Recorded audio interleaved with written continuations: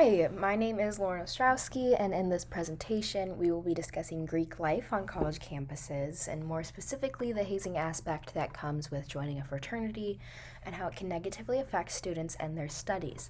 Now, if you're watching this, you are in some way affiliated with Clemson University, whether that be you're a student, faculty member, administration, family friend of someone who goes to Clemson. Regardless, any of those that I just listed would be affected by what I'm about to discuss with you today. This will affect anyone that goes to Clemson or is affiliated with Clemson, and it is an important topic to discuss, so let's get into it. It's important to have some background on the topic. Today we're talking about hazing and Greek life. So more than 650 U.S. college campuses participate in Greek life. At Clemson University, 18% of men and 32% of women are affiliated with a fraternity or sorority. So Greek life is clearly a big part of the college experience here at Clemson, and it affects a good portion of the student body. However, it doesn't just affect those that are members of the Greek organizations. People who are not members of the Greek organizations can still find ways to be involved with, if they have friends that are in Greek life, they can find ways into functions or make connections with brothers of a fraternity. Regardless, this doesn't just affect the people in that group. It can affect a wide range of people across campus.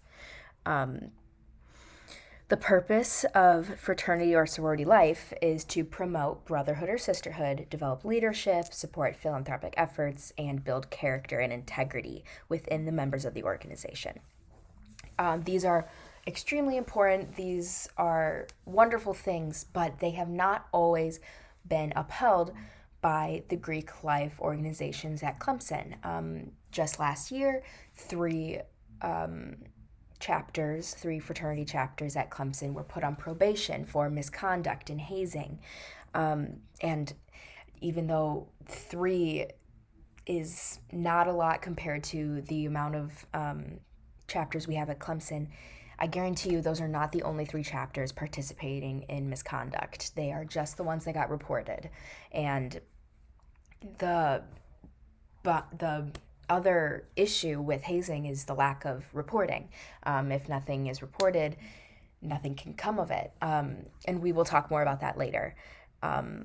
But this leads us into our bigger argument of the recent escalation in fraternity misconduct and the overall issue with fraternities at Clemson University. The argument we're trying to make here is that Clemson University needs to more effectively control fraternity hazing on campus for the betterment of their students. Okay, so let's talk about hazing. The new members of fraternities are known as pledges. They are subject to dangerous tasks, and that is where hazing comes in. Hazing is any action taken or any situation created intentionally that causes embarrassment or harassment, and it risks emotional and physical harm to members of a group or team. Hazing is usually part of the initiation process into the organization, so that's when they are the new members and they're just coming into this new environment. Usually it's the pledges, the new members that are just joining college in general, and they haven't even gotten comfortable on campus yet, and they're being subject to hazing as a part of joining this group. Some activities that pledges have had to go through that could be constituted as hazing are forced consumption of alcohol, binge drinking, requirement to endure strenuous tasks such as physical labor, humiliation. These are all awful things that happened across the country. But one specific story that happens at Clemson that I'm sure you have all heard of is the story of Tucker Hips. It is a devastating, more extreme case of hazing. Tucker was a pledge of a fraternity at Clemson, and they were going on a pledge run. Tucker had the job of bringing breakfast for the brothers, and he didn't. He failed to do so, and so they punished him by making him walk that narrow railing of the bridge right there on the slide. And he fell and hit his head and was found dead hours later. This is an extreme, extreme case of hazing. Like, this is not common, but it should not be looked past. The life of a young boy was lost at the hands of a Clemson fraternity, and that should not be looked past lightly. And as you can imagine, the parents of Tucker were absolutely devastated at the loss of their son. This story helps demonstrate how many parents feel about fraternity hazing.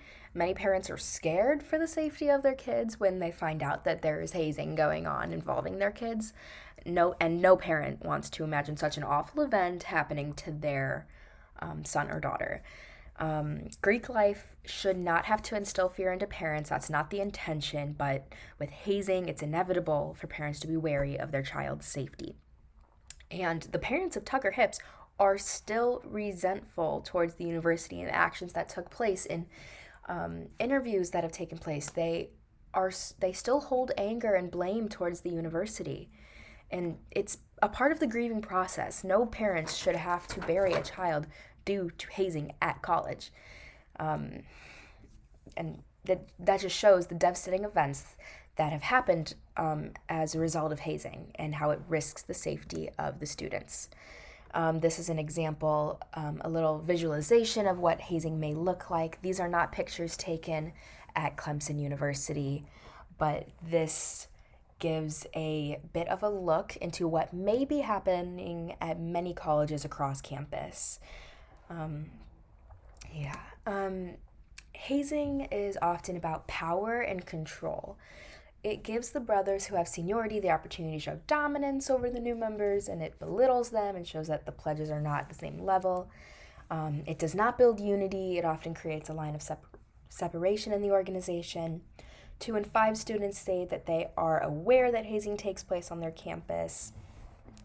55% of college students involved in clubs and organizations experience hazing, but in 95% of cases where students are experienced hazing did not report the events to their campus officials, and that is where the issue lies.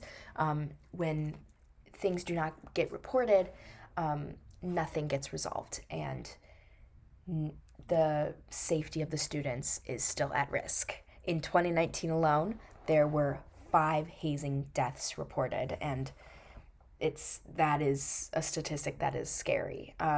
These overall may be shocking or not to you, but it does support the fact that hazing definitely occurs and it legitimately risks the safety of students at hand. So we got to talk about the counter argument of the university and the Greek organization and what they do to combat hazing, and it would not be a valid argument if we did not discuss their side. So Clemson University has a clear hazing policy. They do not support hazing whatsoever. It does not follow their core values of integrity, respect, and honesty. If there is a report of hazing, Clemson University will do what is necessary to reprimand the organization and solve the issue in the students' best interest. And also there is a hotline that students can call to report hazing, but as we discussed before, many people do not report hazing. It just gets looked past. Maybe they don't want to get other people in trouble. They don't want to cause drama in the Greek life, in the Greek community. But without the reporting, nothing gets done, and the college may never know about it. And that is how situations as radical as Tucker Hips occur. Clemson University also supports National Hazing Prevention Week. There they promote anti-hazing and they demonstrate to students why hazing is not tolerated. There is a video of Clemson's National Hazing Prevention Week that we'll watch a little bit of it.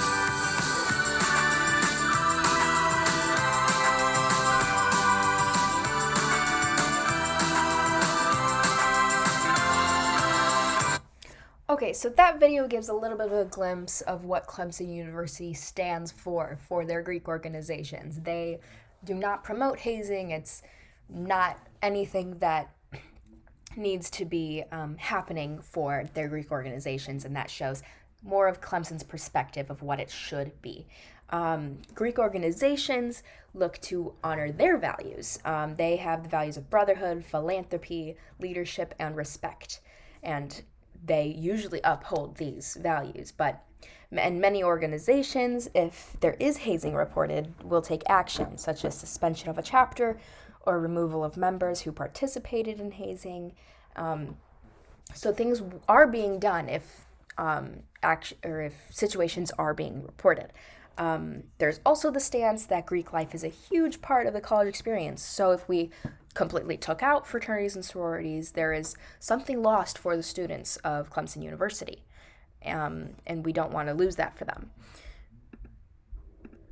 The next step for Greek life may not be to completely abolish them, as we discussed previously.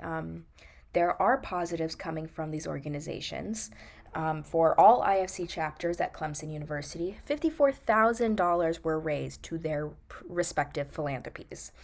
In addition, all IFC fraternities at Clemson have an average GPA of 3.08, which is good. This shows that Greek organizations promote academic focus and supporting philanthropic events. These are good things. So, to alter the previous claim, Greek organizations should not be completely abolished or taken away. They should focus more on the positive, uplifting aspects of Greek life that legitimately improve the student body and builds character for the members. Hazing doesn't need to be a part of it. It's not necessary. It doesn't promote anything. And most of the Greek organizations and Clemson University, they say that hazing is not promoted. It's not a part of it. It's inevitable that it does occur, though. So if nothing is reported, no one will ever know. If the university maintains a closer eye on these Greek organizations, hazing incidents should decrease, and the student body will be safer and can enjoy the college experience with Greek life and fraternities without the fear of hazing and the risk of safety. I think overall, this would really benefit the student body, and if hazing is taken away, is done, the whole Greek life experience will be much, much better. These are a few of the works that I used. Thank you so much for listening and watching and paying attention. I hope you all have a great rest of your